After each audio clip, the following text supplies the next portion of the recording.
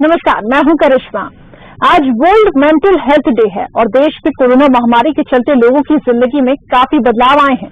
ऐसे में mental health यानी कि मानसिक स्वास्थ्य के प्रति जागरूकता बेहद जरूरी है। इसलिए मानसिक परेशानी से जागरूकता के लिए हर साल 10 अक्टूबर को वर्ल्ड मेंटल हेल्थ डे मनाया जाता है। कोरोना काल में तनाव और डिप्रेशन के मामले बढ़े हैं। कोरोना दो तरह से दिमाग को नुकसान पहुंचा रहा है। पहला, ये मरीजों में दिमाग तक अपना असर छोड़ रहा है, उनमें सिरदर्द के मामले सामने आ रहे हैं। तो दूसरा, उन लोगों में तनाव और डिप्रेशन के मामले बढ़े हैं जो संक्रमण से डर रहे हैं। कोरोना के चलते लोग नौकरी जाने से भी परेशान हैं, महामारी में अकेले पड़ गए हैं। स्मार्ट हेल्थ केयर प्लेटफॉर्म की हालिया रिसर्च ये बताती है कि देश में कोरोना के आने के बाद 43% आबादी डिप्रेशन से जूझ रही है और ये रिसर्च 10,000 भारतीयों पर की गई है। तो 10,000 भारतीयों पर रिसर्च की गई है और इसमें जो आंकड़े निकलकर सामने आए वो है 45% जो कि डिप्रेशन से जूझ रही है।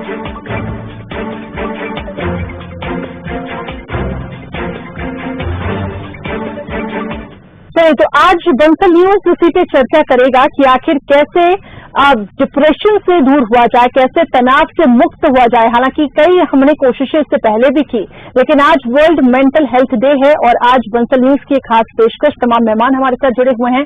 नितिन भंसाली जी जो कि कोरोना को हराने वाले योद्धा हैं, सर आपका बहुत बहुत स्वागत है।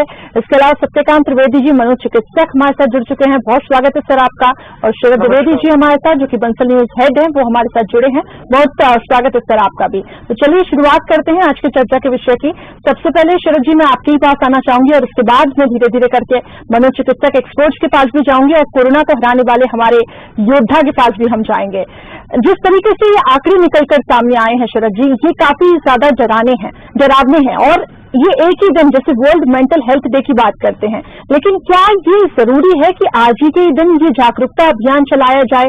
क्यों ना हम इस पे बात करते हैं, क्यों ना मेंटल हेल्थ को लेकर हमारी सोसाइटी बात करती है। आज ही के दिन जो कि वर्ल्ड मेंटल हेल्थ डे है, आज ही के दिन इस पे क्यों बात की जाती है? बिल्कुल, ये बड़ा मौजूद सवाल है करिश्मा आपका और मैं जल्दी कुछ बातें जो रखूंगा कि डिप्रेशन में मैं भी रहा हूं। सबसे पहली चीज तो ये है कि डिप्रेशन किसको नहीं होता है। विराट कोहली को भी हुआ होगा, MS धोनी साहब को भी हुआ होगा, हमारे नामचीन राजनेताओं को भी हुआ होगा और भगवान राम को भी हुआ था, क्योंकि हम दशहरा मनाने के दरवाजे पर खड़े हैं, कगार पर खड़े हैं। और राम की शक्ति पूजा लिखी गई हो या फिर आदित्य हृदय स्त्रोत हो, जो ऋषि अगस्त्य ने उस समय जब भगवान राम युद्ध भूमि में रावण के सर काटते जा रहे थे, लेकिन रावण अट्टहास करके बार बार उनके सामने खड़ा होता था, तो उन्होंने थक कर बाण और धनुष रख दिया अपने रथ पर और एक तरह से जिसको आप कहते हैं कि कुछ यूं सर पकड़कर वो बैठ गए। जब वो बैठे तो देवताओं को भी लगा और ऋषि मुनियों को भी लगा कि ये तो बड़ा अनर्थ हो जाएगा कि भगवान राम अवसाद में है, डिप्रेशन में है। तो उन्होंने अगस्त्य ऋषि से कहा कि इनके मोरल बूस्टिंग के लिए कुछ कीजिए। तो वो मनोचिकित्सक के तौर पर भगवान राम के पास पहुंचे और उन्होंने कहा आप तो सत्य के साथ है सर, आप क्यों परेशान हैं? और मैं आपको एक मंत्र दे रहा हूं जो मेडिसिन के तौर पर था। वो मंत्र था सूर्य की उपासना, आदित्य हृदय स्त्रोत। और उस आदित्य हृदय स्त्रोत का पारायण करके राम उठते हैं और फिर वो अगर जो पढ़ते हैं आदित्य हृदय स्त्रोत, ततो युद्ध परिशांतम, भगवान राम का अवसाद दूर होता है और वो रावण का वध करते हैं और बाहर निकलते हैं। ये बिल्कुल सही बात है कि आज हमारे पास सुशांत सिंह राजपूत हैं। सुसाइड के क्या नाम है हमारे पास? हमारे पास 2 राज्यों के राज्यपाल और उससे भी महत्वपूर्ण CBI के केंद्रीय जो डायरेक्टर रहे हैं अश्विनी कुमार, उन्होंने सुसाइड किया। ये बड़ा एक आत्मघाती दौर है जिसमें हम अपनी नौकरी जाने से परेशान हैं, पैसे खत्म होने से परेशान हैं, बीमारियों की आशंका से परेशान है। मुझे लगता है कि सरफेस पर हाथ रखूं, कहीं कोरोना का वायरस तो नहीं ले आऊंगा। बहुत सारी चिंताएं हैं और इसके बीच में पूरा हमें तो लगता है ये पूरा डिकेड हमें मेंटल हेल्थ के नाम करना चाहिए करिश्मा जी। सत्यकांत सर, आप क्या सोचते हैं इस विषय को लेकर? क्यों आखिर जैसे कि शरद जी कह रहे हैं कि इस पूरे डिकेड को ही हम मेंटल हेल्थ को लेकर हम इस पर ही बातचीत करें, लेकिन हम जो देख पा रहे हैं हमारी सोसाइटी इस पर खुल के बात नहीं करती है। अगर कोई डिप्रेशन से भी जूझ रहा रहता है तो वो डॉक्टर के पास नहीं जाता है। ऐसा आखिर क्यों हो रहा है? देखिए करिश्मा, बहुत समय से एक लाइन कही जाती आ रही है कि हम वही देख सकते हैं जो दिमाग हमारा जानता है। तो मानसिक स्वास्थ्य को लेकर के कोई भी अवधारणा नहीं है हमारे यहाँ भारत में। इसकी वजह से हम इसको कहीं ना कहीं देख पाने में अक्षम है। कोरोना का पैंडेमिक अभी आया है और आप देखिए किसी को कोरोना होता है, उसके पूरे परिवार की, उसकी मोहल्ले की क्वारंटीन कर दिया जाता है। लेकिन क्या अगर एक आईआईटी का बच्चा सुसाइड करता है तो क्या हम आईआईटी के सारे बच्चों की स्क्रीनिंग करते हैं? नहीं करते हैं। स्कूल में एक बच्चा अवसाद से ग्रसित होता है, वो उसके पास में गांजा बरामद होता है, वो नशे का इस्तेमाल कर रहा है, क्या हम पूरे स्कूल की स्क्रीनिंग करते हैं? नहीं करते हैं। एक घर में कोई आत्मघाती कदम उठाता है तो क्या हम उसकी स्क्रीनिंग करते हैं? नहीं करते हैं। फिल्म इंडस्ट्री में कोई सुसाइड कर रहा है तो क्या हम सबकी स्क्रीनिंग कर रहे हैं? नहीं कर रहे हैं। आप देखिए कि मुझे ऐसा लगता है कि ये जो 2020 का साल है, इसमें कोरोना के आने के बाद से मानसिक स्वास्थ्य के प्रति लोगों ने बातचीत करना शुरू की है और कहीं ना कहीं जो एक अभिनेता से जुड़ा हुआ मामला था उसने भी देश में इस चर्चा को जन्म दिया है। मेरे हिसाब से प्रत्येक भारतीय की मानसिक स्वास्थ्य की स्क्रीनिंग होनी चाहिए।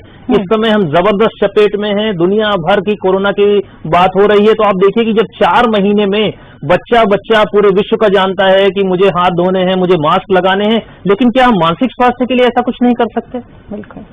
क्या हमारे अंदर इच्छा शक्ति का अभाव है, या हम एक नेग्लेक्ट करके चलना, एक डिनायल मोड में चलना कि नहीं यार ये तो चलना ही है? आप देखिए कि लंदन जैसे कई देशों में मानसिक स्वास्थ्य मंत्रालय की स्थापना की जा रही है। आप हमारे यहाँ गूगल कीजिए, आप गैजेट उठाइए, किसी भी सरकार ने अगर मानसिक स्वास्थ्य के बजट के बारे में सेपरेटली बात की हो तो मुझे बताएं। तो हमारे यहाँ ये कॉन्सेप्ट ही नहीं है। और मैं आज WHO की जो थीम है वो है ग्रेटर एक्सेस और बेटर इन्वेस्टमेंट, मतलब सर्व सुलभ हो साधन और उस पर निवेश किया जाए। तो क्या सरकारों की इस ओर निवेश नहीं करना चाहिए? क्या उनकी प्राथमिकता में ये चीजें बिल्कुल नहीं है? मानसिक स्वास्थ्य को लेकर के WHO बार बार अपनी गाइडलाइंस जारी कर रहा है। आर्थिक परिस्थितियां लोगों की काफी ज्यादा विकट होती जा रही हैं। पिछले 1-2 महीने से सीधा पेशेंट आकर के हमारे पास बता रहा है कि मेरे पास सर पैसे नहीं हैं और आगे पता नहीं क्या होगा। तो आप देखिए कि ये जो आशंकाएं और ये जो वरीज हैं मन में, ये ट्रिगर करती हैं। और ऐसे में अगर किसी भी अभिनेता का या कोई भी आत्महत्या ग्लोरीफाई होती, महिमा मंडित होती है, तो उस जगह उसकी दर बढ़ जाती है। और कोई भी पैंडेमिक का हम इतिहास उठा करके देख लें तो उसके बाद खुद को नुकसान पहुंचाने की प्रवृत्ति कई गुना तक बढ़ जाती है। अगर ये आंकड़े हमारे पास हैं फिर भी हम इस ओर बिल्कुल भी ध्यान नहीं दे रहे हैं और मुझे ऐसा लग रहा है कि शायद हम डिनायल मोड में ही रहना चाहते हैं इसको लेकर के। जी बिल्कुल, और इस पे बातचीत नहीं हो रही है, यही एक कारण है कि इतनी अवेयरनेस सोसाइटी में नहीं दिख रही है।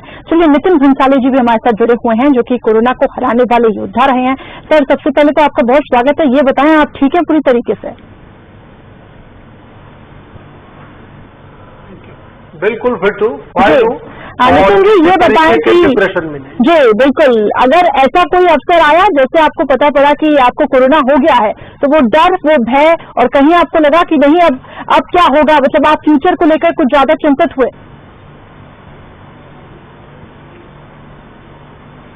बिल्कुल। इस बात को मैं बिल्कुल क्लियर करूंगा कि जब मुझे ये टेलीफोन स्वास्थ्य विभाग के तरफ से आया कि मैं कोरोना पॉजिटिव हूँ, तो 20 मिनट मेरे लिए बड़े टफ थे। शुरू के 20 मिनट में काफी टेंशन में था, डिप्रेशन में था, इस चीज को लेकर भी डिप्रेशन में था कि मेरी वजह से कहीं मेरे माता पिता और मेरे परिवार के सदस्यों को कहीं कुछ मत हो जाए, मैं तो ठीक हो जाऊंगा, ये मैं सोच रहा था। लेकिन उसके बाद जब मैं हॉस्पिटल पहुंचा, हॉस्पिटल पहुंचने के बाद अच्छी सुविधाएं अस्पताल में जो कोरोना मरीजों को छत्तीसगढ़ में मिलनी चाहिए वो मिल रही थी। और एक मैंने अपने आप को उस दरमियान हमेशा बिजी रखा। लेकिन एक टाइम ऐसा आया 10 दिन के मेरे एम्स में एडमिट रहते हुए, एक दिन जब मुझे एक न्यूज मैंने पढ़ी कि कोरोना का बम फटा छत्तीसगढ़ में, 400 पॉजिटिव निकले और 15 की मौत।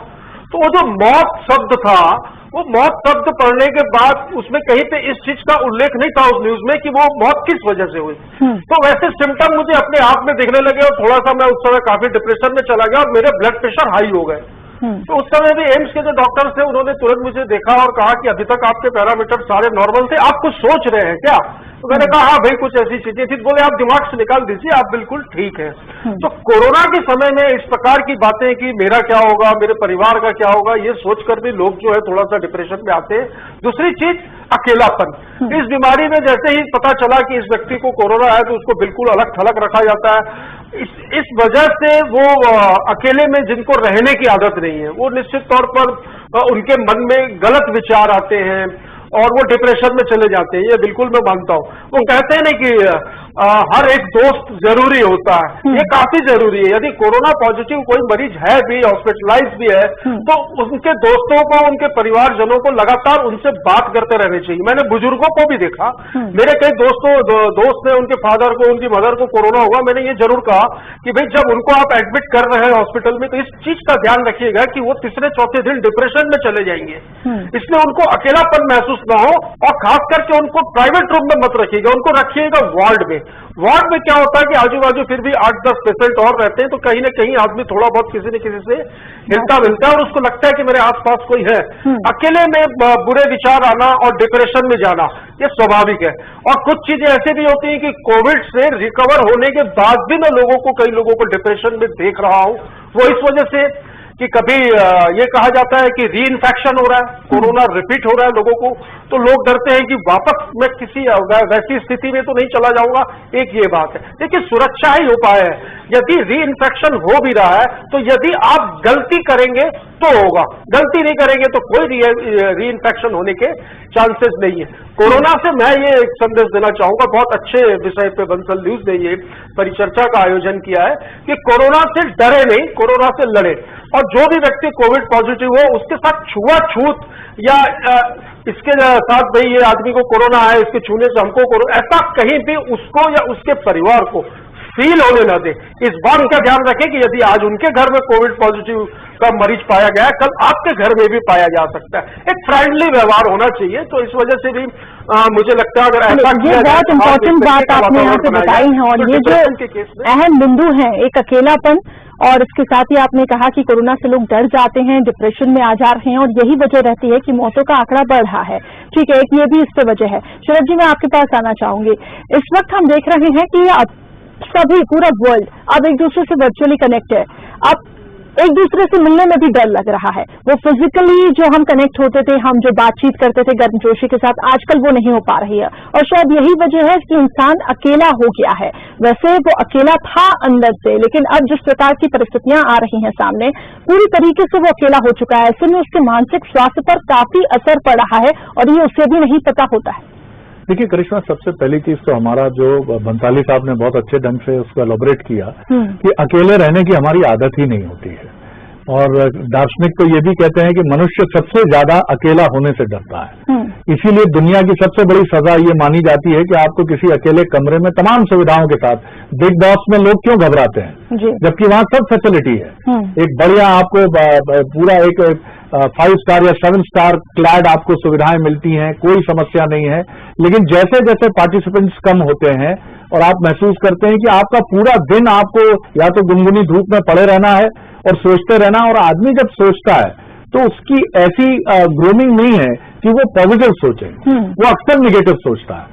तो ये एक बड़ी इंपॉर्टेंट चीज है जो हमारी कलई खोलती है मनुष्य की, कि हम अकेले रहने से डरते हैं और जब भी अकेले होते हैं तो निगेटिव सोचते हैं। दूसरी महत्वपूर्ण चीज है कि फिर मैं मानसिक स्वास्थ्य की तरफ आऊंगा, जिसकी तरफ डॉक्टर साहब सत्यकांत जी, और वो एक ऐसे चिकित्सक हैं जो एक मुहिम छेड़े रहते हैं बिना किसी अपेक्षा के, चाहे मीडिया हो चाहे सेलिब्रिटीज हो। सबसे महत्वपूर्ण बात है कि मुझे ये स्वीकार करना होगा। देखिए, अर्जुन अगर ये नहीं मानते कि मैं डरा हुआ हूं, वहां युद्ध करने के लिए तमाम कौरव पांडवों की तरफ से महत्वपूर्ण लोग थे, लेकिन एक ही व्यक्ति है जो विश्व का महान धनुर्धर है, लेकिन वो एक्सेप्ट करता है, यस मैं डरा हुआ हूं, हे माधव मुझसे शस्त्र नहीं उठ रहा है। तब कृष्ण उसकी मदद करते हैं। साइकेट्रिस्ट की एंट्री तब होगी जब आप ये मानेंगे कि मैं डिप्रेशन में हूं।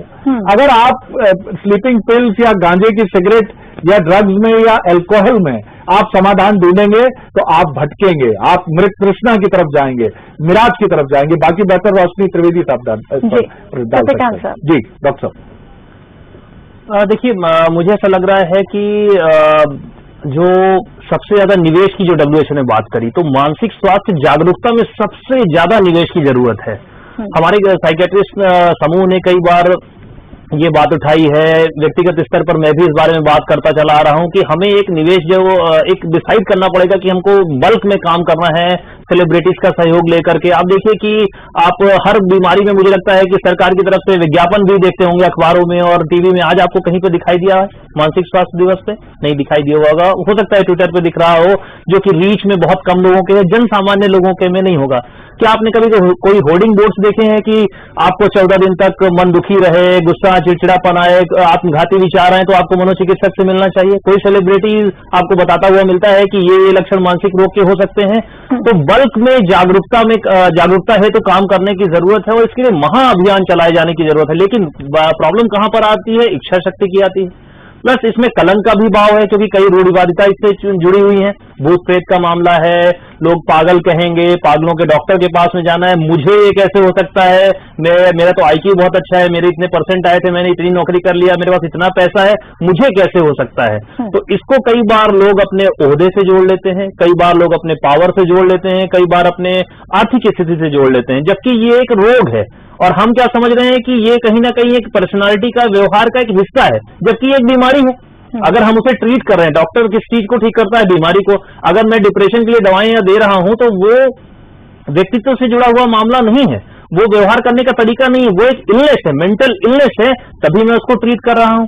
तो इस अवधारणा को समझना पड़ेगा। बहुत सारे लोगों में आप देखिए कि ट्रीटमेंट गैप एक शब्द यूज होता है, तो मानसिक रोगियों में लगभग 70 to 80%, ध्यान दीजिए 70 से 80% लोग इलाज ही नहीं लेते और कुछ जो लोग लेते भी हैं उसमें डिले है, वो तकरीबन होने के 2 से 3 साल के बाद इलाज शुरू करते हैं। बहुत सारे ऐसे डिसऑर्डर होते हैं कि हमारे परिवार में कलह बनी रहती है, हम समझ नहीं पाते जिंदगी भर।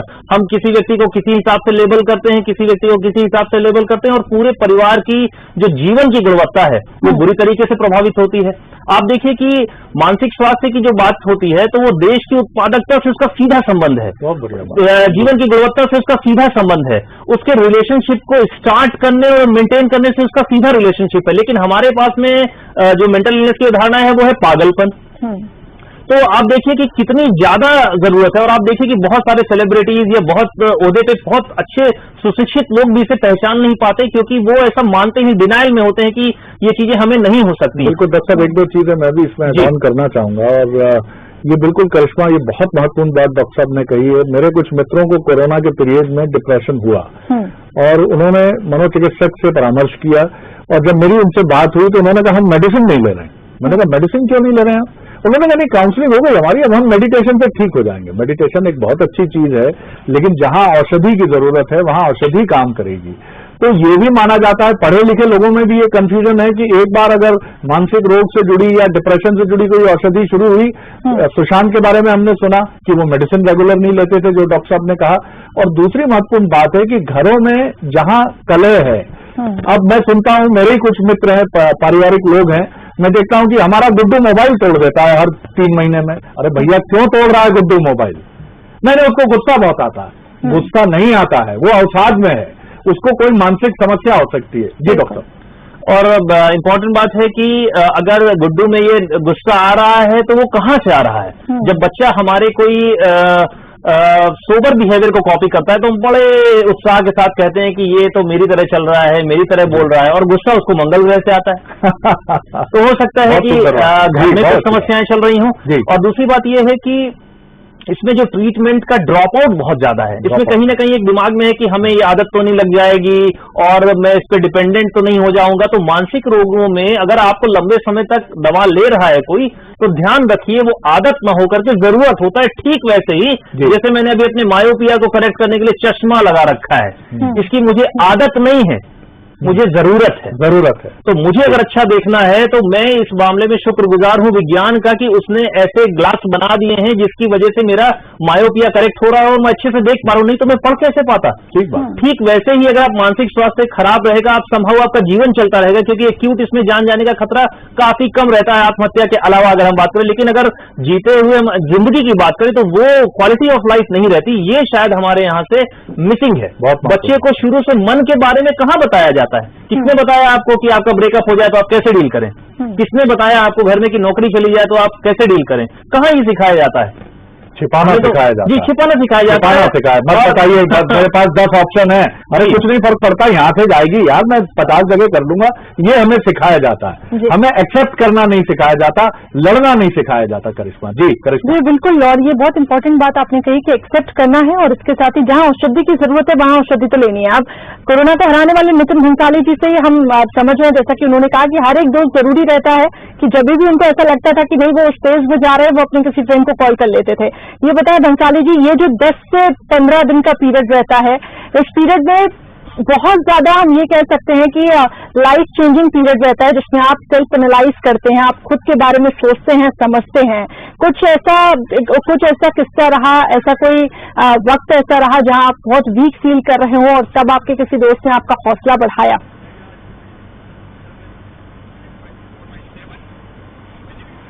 बिल्कुल, दोस्तों ने ही हौसला बढ़ाया। मुझे लगता है कि मुझे हर 1 घंटे में मेरे दोस्तों का फोन आता था कि कैसे हो, क्या, और हंसी मजाक, और वो व्हाट्सएप में काफी टाइम पास करवाया। और मैंने वहां पर हॉस्पिटल में ही लगभग 50-60 पन्नों की किताब लिख डाली मेरे निजी अनुभव के आधार पर।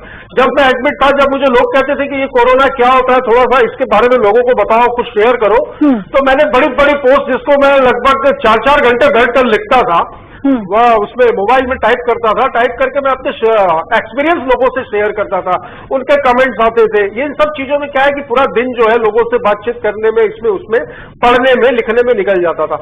तो जो व्यक्ति कोविड पॉजिटिव होते हैं, हमें ये देखना चाहिए कि उनकी एज क्या है और उनकी हॉबीज क्या है। तो ये चीजें जरूर उनके साथ हॉस्पिटल में आप भेज दीजिए साथ में, कि वो उन चीजों में अपना समय व्यतीत करते रहे। बोलना तो खैर बहुत आसान है, लेकिन समय जो ये होता है, भाई मैंने तो मुझे जहां तक याद है 10 दिन मैं एम्स में था, 12 दिन मैं क्वारंटाइन में था, क्योंकि मुझे किसी ने कहा था कि 14 दिन क्वारंटाइन में रहो। तो इस हिसाब से लगभग 22 से 25 दिन में बिल्कुल अकेले रहा, किसी से नहीं मिला, और लगातार, जैसा कि अभी शरद जी भी कह रहे थे कि एक्सरसाइज, और मैंने काफी इन चीजों पे भी काफी कॉन्सेंट्रेट किया कि डेली मॉर्निंग मैंने एक आधे घंटे का एक शेड्यूल बना के रखा है मेडिटेशन और एक्सरसाइज का। उसमें मैं रेगुलर हॉस्पिटल में भी रोज बैठकर आंख बंद करके 51 बार ओम का उच्चारण करता था। मुझे बड़ी शांति मिलती थी उसमें, बहुत शांति फील होती थी जब आंख बंद करके जब मैं ध्यान लगाता था। 51 बार मैं सिर्फ ओम का उच्चारण करता था। इससे लंग्स की एक्सरसाइज भी होती थी और बड़ा हल्का फील होता था थोड़ी देर के लिए।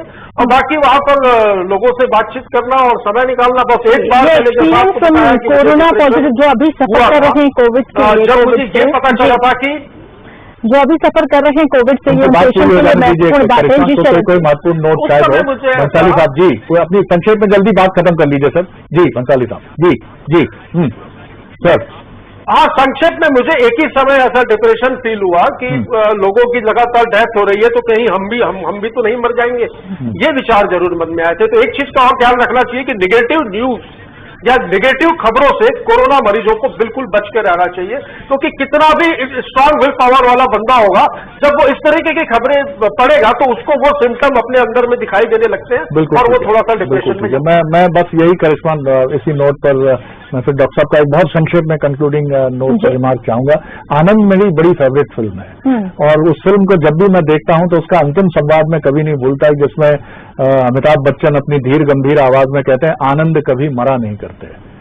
मौत से दोस्ती तो हम सबको करनी ही पड़ेगी, क्योंकि जन्म के साथ एक अदृश्य तारीख मृत्यु की हम लिखवा कर लाए हैं। जिस क्षण हमारा जन्म हुआ है, ये तो हुई दार्शनिक अवधारणा की बात, लेकिन मृत्यु आएगी। लेकिन मृत्यु से डरकर हम क्या हो जाएं, हम आनंद भी नहीं हो सकते। राजेश खन्ना की तरह की बाबू मोशाय, डरने की बात नहीं है, ये भी नहीं हो सकते हम, क्योंकि शायद उतना कलेजा ना हो हमारे पास। हमारे कृष्ण हैं डॉक्टर सत्यकांत त्रिवेदी। हमें जब भी कष्ट हो, तकलीफ हो, जैसे हमें जुकाम होता है, सर्दी हो जाती है, हम डॉक्टर के पास जाते हैं। अगर लगे कि ऑफिस में बहुत बर्नआउट हो रहा है या फाइनेंशियल प्रॉब्लम आ रहा है, मुझे चिड़चिड़ाहट हो रही है, मोबाइल तोड़ चुका हूं मैं, कपड़े फाड़ चुका हूं, तो एक मनोचिकित्सक के पास जाइए। वो कृष्ण की तरह बैठे हैं, मुस्कुराएंगे, और हमारे सत्यकांत जी तो कृष्ण की तरह प्रतीत भी होते हैं। फ्लैटरिंग नहीं कर रहा हूं मैं सर जी। निश्चित तौर पर मैं अपना कंक्लूडिंग रिमार्क्स देना चाहूंगा कि अपने मानसिक स्वास्थ्य को प्राथमिकता में लाएं, और बंसल न्यूज के माध्यम से मैं आज सरकार से, माननीय मुख्यमंत्री जी से निवेदन कर रहा हूं कि ये मानसिक स्वास्थ्य पर निवेश का बहुत अच्छा समय है और प्रदेश को, देश को एक आत्महत्या रोकथाम नीति की तत्काल आवश्यकता है। इस पर जरूर विचार करें। इससे हमारे प्रदेश की उत्पादकता बढ़ेगी, हमारी मॉर्बिडिटी कम होगी और हमारे प्रदेश के प्रत्येक व्यक्ति की जीवन की गुणवत्ता काफी बेहतर होगी। ठीक है, तो मानसिक स्वास्थ्य को लेकर हमारी पूरी कोशिश थी कि हम कई पहलुओं पर डिस्कस करें और हमने वो की भी, और बस हमारी यही कोशिश है कि आप जागरूक रहें और आपके आसपास के लोगों को भी आप जागरूक रखें मेंटल हेल्थ को लेकर। बहुत बहुत शुक्रिया आप तीनों का हमारे साथ जुड़ने के लिए, और बंसल न्यूज की कोशिश कि मेंटल हेल्थ अवेयरनेस फैलाई जाए आगे भी जारी रहेगी। और बुलेटिन में फिलहाल इतना ही। आप देखते रहिए बंसल न्यूज और हमारी खास पेशकश के लिए बस आज इतना ही, और आगे हम खबरों का सिलसिला जारी रखेंगे। आप देखते रहिए बंसल न्यूज।